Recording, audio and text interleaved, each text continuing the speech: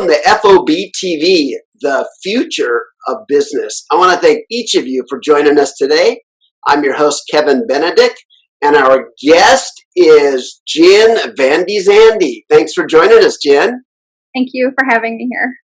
So Jenn is the Editor-in-Chief, Thought Leadership, and Content Strategy with SAP Customer Experience. That's a mouthful, Jenn. It is a mouthful. Talk to us about Editor-in-Chief. What does that mean to us? So that actually encompasses a lot of different parts of my life and has kind of pulled them together. So it means curating the content, approaching people for content, developing the content strategy on a day-to-day basis. It means editing and optimizing the posts and creating the images that go with them as well. Give us your background that put you into this position, Jenn. Well, I've always been a writer, and I think people, one of the worst things I've heard somebody say is like, oh, anybody can write a blog, anybody can be a writer, because I don't think that's the case at all. From a really young age, I just had an affinity for writing and did all of the corporate communications, political science, marketing, branding, a lot of work with nonprofits, and kind of landed here. So no matter what my career did, I was always doing writing on the side too. So let's go through some of the definitions of that's in your title. So thought leadership, what's that mean to you? Thought leadership means discussing current trends in a way that is relevant to the market right now, but will also be in the future. So I do focus a lot on evergreen content and making sure that we're not putting a timeline on content that we publish. I think thought leadership also needs to be clearly defined as including everyone. And that has been one of my missions since I was hired, and I've been working on the site. So you'll see that we've changed out our images, and I approached women, people of color, to be thought leader contributors, because there was just a lot of just white men on the site. And I think that, to be relevant, you have to include everybody. And in order to do that, you need to pursue them and encourage them. Absolutely. So a question for you, Jenn. Do you ever feel like you could write better than the contributors? And so then, you say like, oh man, why am I going out and finding all these people? I could write this better myself. I mean, that's my job, right? If you're an editor, right, your job is to polish up the ideas of other people. And I do think it's really important actually to help people see their ideas come to life. And I think some of the most meaningful feedback that I've gotten from this has been people who have taken the time to say, like, you really encouraged me. You made me think about this. I love writing. But that's what I'm supposed to do is, help them shine. So, Jenn, I've worked with a lot of organizations with a lot of talented, smart people who all committed to writing great stuff, and they never did. Right. Why is that? Well, I think especially in business, and gosh, especially this year, priorities can shift so quickly. So maybe something they thought was going to be really relevant just didn't matter after reorg or something new hit the market. So that happens. And also sometimes the content just isn't right for how they were envisioning it. And there's also people think that writing is easy, right? So you just write words and it becomes popular. It goes viral. Those are some of the emails that I'll get. It's like, I really want this to go viral. I really want this to be great content that you're remembered for. So there's kind of two different versions there. So I think that's probably why, because if something seems very simple, it works really well, guaranteed on the back end, there's a ton of work and customization. And I have found, Jim, because I write a lot, that I have to keep an ongoing list called article ideas, because I'll have these ideas that just seem so great, and I have to write them down because I'll forget them tomorrow. I'll look back and go, I had an idea yesterday. What was that? And you just have to capture it. And boy, I have these things almost like an algae bloom where it's a thought bloom, and you just have to grab it and just cancel what you're doing and write it all down. Right. Because, it just flows, but later on when you're preoccupied or distracted, you lose those ideas, and those ideas are currency, aren't they? Well, yeah, they definitely are. Talk to me about COVID-19. How's that changed your world? Well, outside of the fact that it changed the world for everyone, for me personally and my team, because we have a global perspective. So when this started happening, I started thinking and reading about it overseas and, our coworkers that were impacted there and thinking this is going to probably be a really big deal. And I don't want the content to overtake our homepage, but I think we're probably going to be talking about this for a long time. So I, on a whim, started a orphan page for COVID-related content. And that really was the driver for our site for the first few months, I would say. I kept watching to see when people would click on our regular content again. It took until probably about June. Wow. Yeah. So one of the things that I do that I think all thought leaders should do is it's not just your thought, right? Or what you think should be going to the top. It's like what your readers are thinking about. And so I will always look at the search terms on the site. And, in the beginning, it was very hard to read them because the search terms were a calculator to figure out when we'll have to close, like when we're really going to run out of money. Looking up those kind of things, how we can get help. That's a lot to read. So that really changed work a lot because we were also getting a lot of contributions. And at the time that we started it, nobody else had done that. So we could actually see people coming to the page and how much engagement there was and how much we were sharing from there. And the great thing is, those people stuck around, right? Afterwards, I would say that page is not as active as the beginning, but people are still looking on it every day for content. So that really changed how we worked because we would get a post in and kind of be publishing it the next day versus all the timelines were thrown out. There wasn't really a cadence anymore. Because I was wrong thinking that we wouldn't want this to overtake the homepage, that people would kind of be interested, but they'd still be interested in the things that we produce regularly. I was wrong. So we had to adapt the strategy. So you work in customer experience at SAP, and within that kind of umbrella organization, you've got so many different solutions. Was it like 5 or 6 different solutions? How do you continue to try to do like demand gen in the middle of a pandemic? Actually, that's a great question. I sincerely believe that you really have to be people oriented. For me, it's not about who's doing the byline or what they're saying. It's about the customer and like what they're reading and what they want to read. So I think that the trust factor, of being a place you could go here, you could look up this information. They can email me from the website. People will fill out that information and are always surprised to get an email back from me. But I read everything that comes in. I think that builds trust. And that is the whole point of thought leadership is, that authenticity and caring about people and being, unbiased. We publish content from people we would normally consider competitors, because we're all really in this together. We really are. And at the beginning, people just wanted answers. So we were, trying to supply what we could, the best way that we could. Doing the right thing for people ends up paying off, for you, because people want to do business with those kind of people. I know internally here at TCS, we were doing the same thing. As soon as it hit, it's like, what information can we share that'll be useful and that will help people, know where to find information, how to move forward, how to take care of their employees, all of that. So it wasn't product information. Matter of fact, I got internal, emails saying, look, we're not covering that. This is important to us as humans. So let's deal with the human side right now, and we'll worry about the other stuff as we get a handle on just the human side of this and adjust to it. So I know that's what we did internally. I just sat down and wrote like 6 articles in 1 week and was just researching and studying and looking up. So I was right involved in that, so I can appreciate all that. So let's step back from the whole discussion around COVID-19, Jen.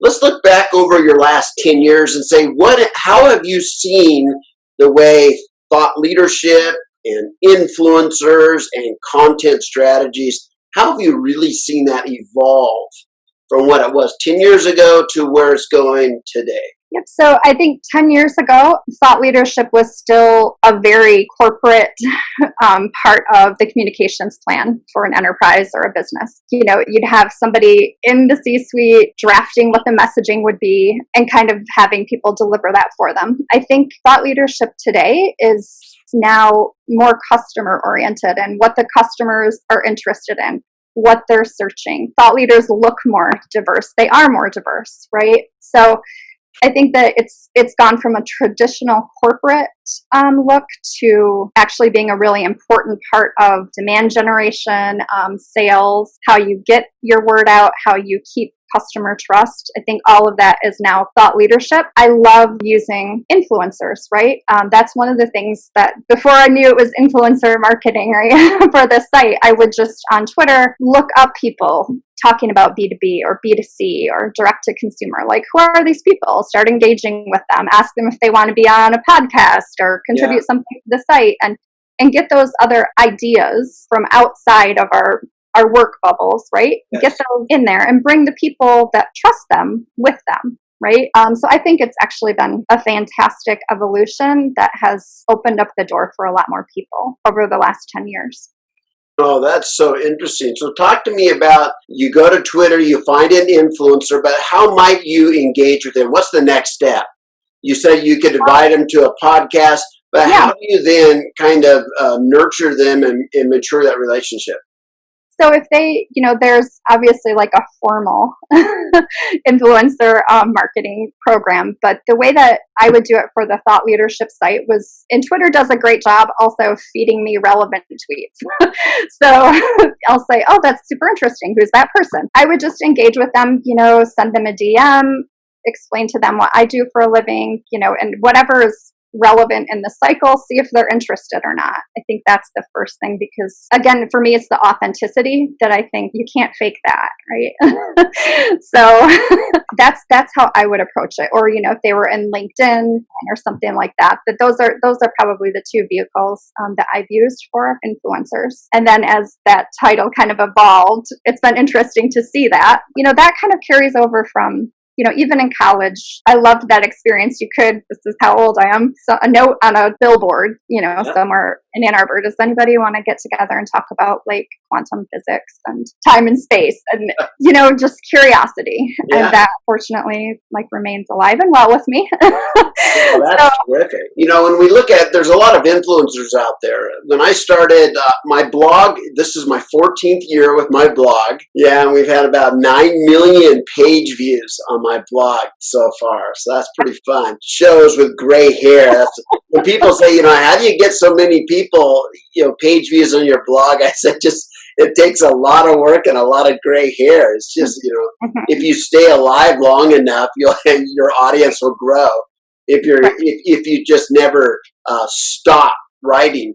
But there's a lot of noise out there. When I started first writing as a CEO of a software company at that time, I was like the only CEO that was telling lessons learned on a daily basis. Here's what customers are asking. Here's my customer service problems that have come out of that.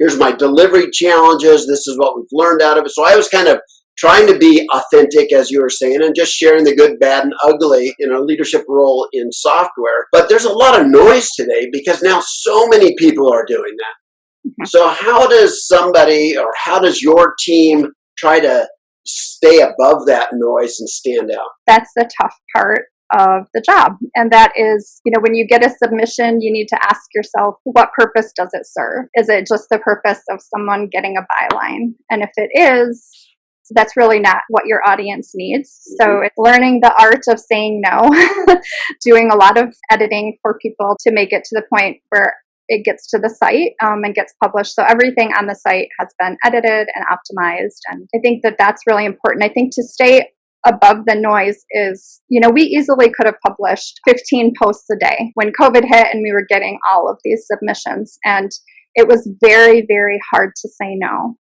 But you have to bring yourself back down to just, these people are trusting you. They're there for a reason. If this sounds exactly like something that's already been written or it's not adding to the conversation, you don't add it. Yeah. So, I guess in order to stay above the noise, you keep it out of your house. I think understanding your audience is really important. And I do dedicate a lot of time to that, looking over the search histories and how people got here and what they're looking for along the way. So I have a question on that topic there, on the search. if you're always looking to optimize the content that's coming on, kind of search engine optimization, but when you're looking at true thought leadership, you're talking about stuff people don't even know yet. Exactly. Be familiar with the words, the terms, the acronyms, and you're trying to teach them something brand new, and it might be the greatest content you're getting all year, and nobody's going to search on it. So how would you approach that? Yet. So they might not be searching yet, but they will search for it. I approach that initial content, what does it mean? Here's some examples. If we have any links to link out to. I think SEO optimization, there's a lot of companies will try to tell you that you can pay for their services and they'll, really optimize your content, and products can absolutely help, but it's always going to be about the people doing it. We have a lot of page one Google returns that are being copied, day after day. So I go in and, I have a list of our page ones. I go in, double check them, re-optimize them, resubmit them all the time. And I think that that's the thing that people don't want to hear is, it isn't just some magic platform that we plugged in. It's the human factor. And, you need to be able to think far enough ahead to say, like, what will the audience be looking for, though, when we're talking about this subject? In the software industry, we tend to use words that people don't use outside of the software industry. So if you're just someone starting off that has a budget, but you don't know, like, how are you going to look up data privacy or an e-commerce platform, or what questions, do you ask going into your first meeting? Those are all things to consider. You put yourself in their shoes and create content for them. And that is how I do it. Oh, it's fascinating. So let's jump to another topic. Customer experience, that whole industry, that whole field involves lots of different components. It could be everything from demand gen and thought leadership to customer experience, omni-channel customer experience, customer success. It can be subscription, kind of staying on top of subscriptions. They've segmented all of that. If we look back at customer experience, what are people wanting to talk about today? Because when it first started, maybe all they knew was like Salesforce.com. So they were only talking about CRMs. But all these new pieces have come out. So what are people wanting to talk about or hear about today? I think that what people are really starting to realize is that the customer journey is continual. Have an end-to-end customer journey, but actually that journey doesn't end. And Rosa, she works at SAP CX. She's doing some messaging around that. So we're talking about the journey has evolved to the fact that it's continually going on, right? We're not looking at people pegging them into holes anymore. And when it comes to customer experience, you're really starting to see people, the light go on, realizing that also means your UX. It means the way your website works. It's not just a customer satisfaction survey, but it's at literally every part of it. They pick up their phone on the subway to type in something to start looking for it, right? That's where it starts. And experience has to be baked into every single part of it, or else as a whole, your CX is probably going to fail if you're not looking at the every single place that a customer is talking to you or could approach you. And I think people are starting to realize just how embedded CX is into every part of business. It's not a fad or a phase, especially, with social media and stuff today. You've got to be on top of your game. All of your business is your game. We had a contributor who wrote a post, and it really sticks with me, Branwell Moffat. He wrote, if you're a seller, and somebody ordered a package and it did get there on time, but the delivery driver chucked it over the fence and it shattered, you might think that's not your problem. That is absolutely your problem. And I just thought that was such a great way of explaining it. There's so many things that went right to get that package there on time, but even the last step of the journey, like, that's still customer experience. So you need to think about all of those assets and owning, all of those steps, or trusting the people who are owning the steps, right? Your partners, to be able to help complete that journey. We talk a lot about that here in my group at the Future of Business. We talk about ecosystems, and the entire ecosystem has to be on their A game in order for you to get those high marks in what you're doing in customer experience. So, a college student graduates from the university, Jen, and they want to be a thought leader. Yeah, B2B thought leader. What advice would you give them now? How would you say, okay, it might take a while, but here's where you should start, and here's what the journey is going to look like for you to really be able to be a respected thought leader? You have to get in the trenches and really experience things firsthand. Don't think that because of the way that you think of something is the way that it happens. A really good mark of being a thought leader is having an open mind and being able to evolve your positions and say, okay, I've considered that and I was wrong. There's no harm in being wrong. I think it's when you get to the point where you're like, I can never be wrong, that's where you run into a problem. So I would say always keep an open mind, be in the trenches, get your hands on the work, don't assume anything, and always, always, always fact check. So Fact check. I love. Is that necessary anymore, Jen? Yes, it is more than ever. There we go, from Jen. Fact check, and Yeah. I would back that up absolutely. Jen, thank you so much for taking time out of your busy schedule to share your insight, your career advice, your knowledge with all of us. Thank you very much.